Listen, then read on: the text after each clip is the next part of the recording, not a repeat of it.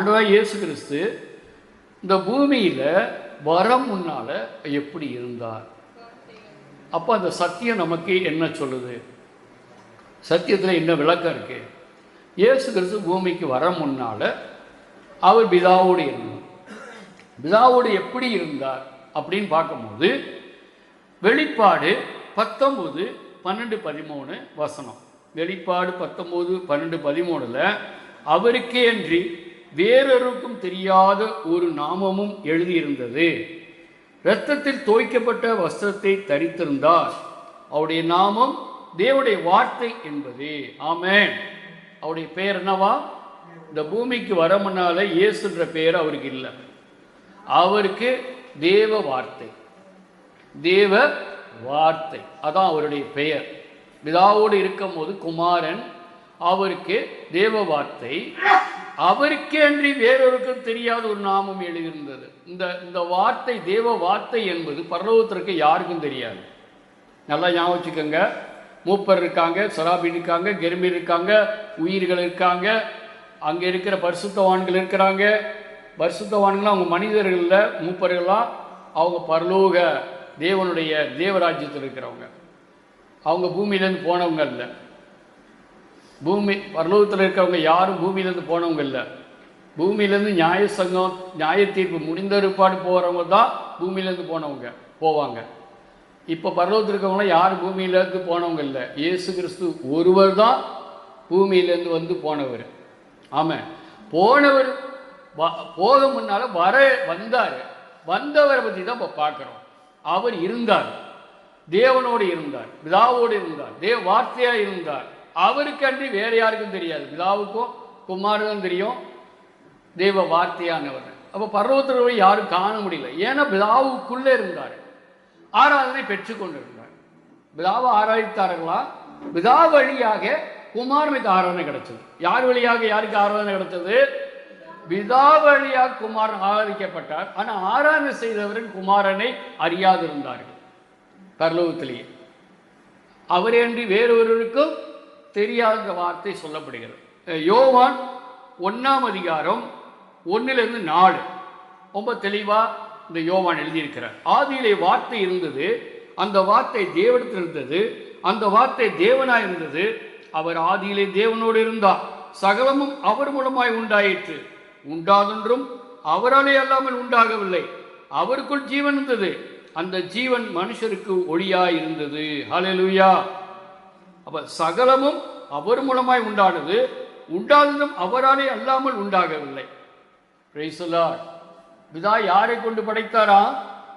ஜீவ வார்த்தையான தேவ வார்த்தையாய் இருந்த அந்த குமாரனை கொண்டு படைத்தாராம். அந்த வார்த்தை தேவனோடு இருந்தது, தேவனாய் இருந்தது. தேவனோடு இருந்தது, தேவனாய் இருந்தது. குமாரன் தேவனோடு இருந்தார், தேவனாகி இருந்தார், தேவன் ஆகி இருந்தார். ஞாபகம் வச்சுக்கோங்க.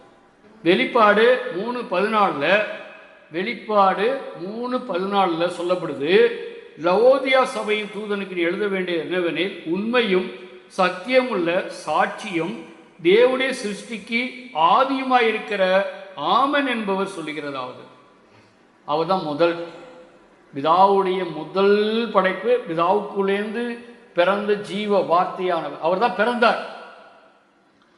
படைத்த எதுவும் அவர்களுக்கு பிறக்கல, வார்த்தையில் உண்டானது. இந்த உலகத்தில் எல்லாமே வார்த்தையில் உண்டானது. அந்த ஜீவ வார்த்தையானது ஒன்று தான் பிதாவிட பிறந்தது. அதனால தான் அது குமாரன். புரியுதா? அந்த வார்த்தை என்னது? பிதாவிட்ட இருந்து பிறந்தது, அது உண்டானது இல்லை. அதனால தான் பிதா தன்னுடைய நேச ஒரே குமாரன் சொல்றார். பிதா அந்த நேச ஒரே குமாரன் ஜீவ வார்த்தையை கொண்டு உன்னையும் மண்ணையும் எல்லாத்தையும் படைத்தார். அவர் படைத்தது எல்லாமே உருவாக்கப்பட்டது. அது எதுவும் அவருடைய குமாரனும் பிள்ளையும் அல்ல. பரலோகத்தில் இருக்கிற வானதூதர்களும் சேனைகளும் செராபீன்களும் கெருபீன்களும் மூப்பர்களும் பிதாவுடைய பிள்ளைகள் அல்ல. இந்த ஜீவ வார்த்தையான கொண்டுதான் அதை அவர்களையும் படைத்தாராம். ஆனால் அவர்கள் பிள்ளைகள் அல்ல, அவர்கள் சேவிக்கும் ஊழியர்கள். ஒரே குமாரனை பூமிக்கு அனுப்பினார். வசனம் இருக்கு. அதனால பரலோகத்தில் இருக்கவங்களாம் குமாரனும் குமாரத்தையும் அல்ல. இயேசு கிறிஸ்து அந்த தேவ வார்த்தையான ஜீவ வார்த்தையான குமாரனை ஒருவரும் பரலோகத்தில் அறியாதிருந்தார்கள். அவர் பூமிக்கு வந்தார். 1 யோவான் 1:1-3 ஆதி முதல் இருந்ததும் நாங்கள் கேட்டதும் எங்கள் கண்ணாலை கண்டதும் நாங்கள் நோக்கி பார்த்ததும் எங்கள் கையினாலே தொட்டதுமாயிருக்கிற ஜீவ வார்த்தையை குறித்து உங்களுக்கு அறிவிக்கிறோம். ஆமென். எவ்வளவு பெரிய சாட்சி தெரியுமா? அவர் 3 வருஷம் இருந்தார்ல. இந்த யோவான் அப்போஸ்தலர் வித்தியாசமானவர். உங்களுக்கு சொன்னேன், எந்த அப்போஸ்தலரும் இந்த மூளை வரல, இந்த யோசனை வரல. நிறைய ஊழியக்காரர் இருப்பாங்க, சில யோசனை வராமல் இருப்பாங்க. சில ஊழியக்காரருக்கு மட்டும்தான் யோசனை இருக்கும். சில விசுவாசிகள் இருப்பீங்க, ஆண்டவர் பிள்ளைகள் இருப்பீங்க, ரொம்ப யோசனை இருக்காது. சிலருக்கு மட்டும்தான் ஞானமான யோசனை உண்டாகும். அப்படி தான் அந்த யோவானுடைய யோசனை இருக்கு. இந்த 3 வருஷம் இருந்தார். இந்த 3 வருஷத்தில் மற்றவங்களுக்கெல்லாம் அந்த ஞானம் வரல. இந்த யோவானுக்கு மட்டும் ஒரு ஞானம் வந்தது. இயேசு தொட்டு பார்க்கணும், தொட்டு பார்க்கணும், தொட்டு பார்க்கணும், தொட்டு பார்க்கணும். 3 வருஷமாக தொட முடியல. ஒரு அம்மா ஆடையை தான் தொட்டுச்சு, சுகமாச்சு. 3 வருஷமாக தொட்டு பார்க்கணும், தொட்டு பார்க்கணும்னு நினச்சாரு. ஆதியில் இந்த வார்த்தை தேவன் இருந்தது, தேவனாய் இருந்தது.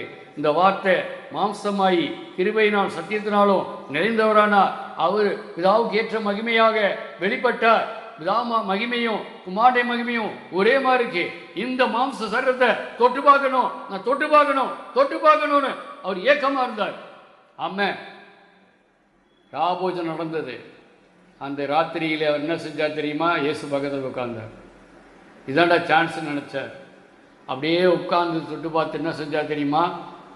இயேசு சொன்னார், பேயா இருக்கிறான் ஒருத்தனை பற்றி சொன்னார்.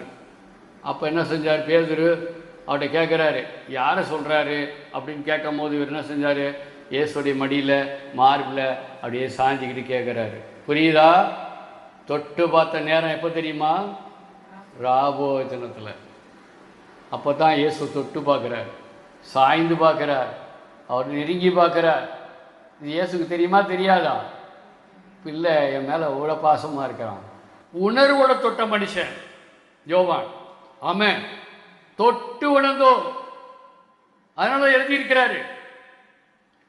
மாம்சமாயினது, அந்த வார்த்தை மாம்சமானது, அவையில் நாங்கள் தொட்டு பார்த்தோம்.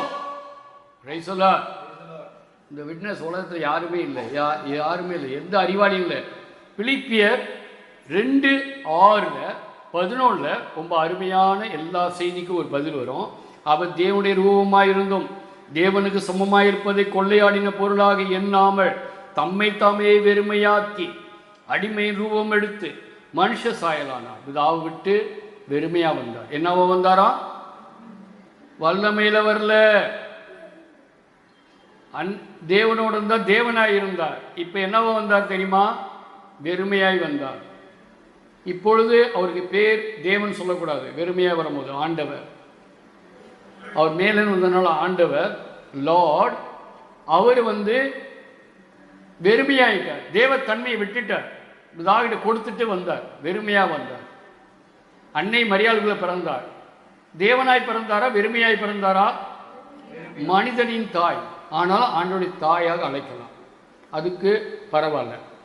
ஆனால் தேவ தாயின்னு அழைக்கக்கூடாது, அது பாவம், மகா பாவம். பிதாவுடைய தாயின் ஆயிரம். இது கேத்தலிக் தெரியாமல் சொல்லிட்டு இருக்காங்க, டாக்டர் தெரியாமல் சொல்கிறாங்க. பெரிய பாவமே தேவத்தாயின்னு சொன்னான், ஆண்டோடைய தாயின்னு சொல்லணும். யார் முத ஆண்டோடைய தாயின்னு சொன்னது? எலிசபெத் அம்மா சொன்னாங்க. ஆண்டோடைய தாய், ஆண்டோடைய தாயின்னு அழைக்கலாம், தேவத்தாயின்னு அழைக்கக்கூடாது. இதெல்லாம் நிறைய புரியாமல் தான் சொல்லிட்டு இருக்காங்க. வசனமும் புரியாமல், கருத்தும் புரியாமல், ஆவியும் புரியாமல் தான் இருக்குது. அப்போ அன்னை மாதிரியெல்லாம் ஆண்டோடைய தாயின்னு சொல்கிறது பெரிய பாவம் இல்லை, தேவதாயின்னு சொன்னால் பாவம். நான் இங்கேருந்து தேவனுடைய முன்னால் இருந்து சொல்லிட்டு இருக்கேன். ஆண்டோடைய தாய் சொன்னால் தகும். ஆனால் அவங்க வெறுமையான மனுஷகுமாரனுக்கு தான் தாயானாங்க, ஏன்னா அவர் வல்லமை இல்லை. புரியுதா? அதான் ஞாபகம் வச்சுக்க. நான் திடீர்னு கேட்கும் போது பதில் சரியாக சொல்லணும். ஆண்டோடைய தாய் சொல்கிறதுக்கு தகுதி இருக்குது, அது தப்பு இல்லை. அப்படிப்பட்டவரை தம்மைத்தாமே வெறுமையாக்கி அடிமை ரூபடுத்து மனுஷ சாயலானால் அவர் மனுஷ ரூபமாய் காணப்பட்டு மரண பரியந்தம், அதாவது சிலுவையில் மரண பரியந்தம் கீழ்ப்படுதினால் தம்மைத்தாமே தாழ்த்தினார்.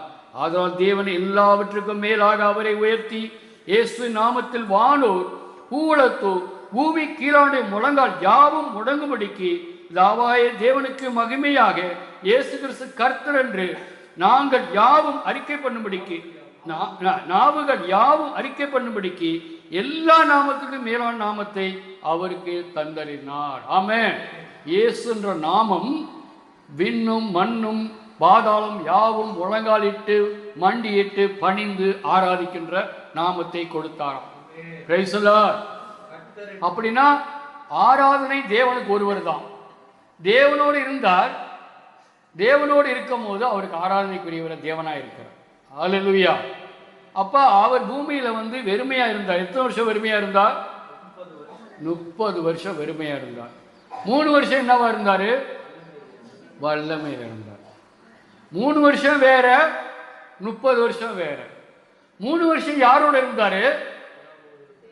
ஆமென்.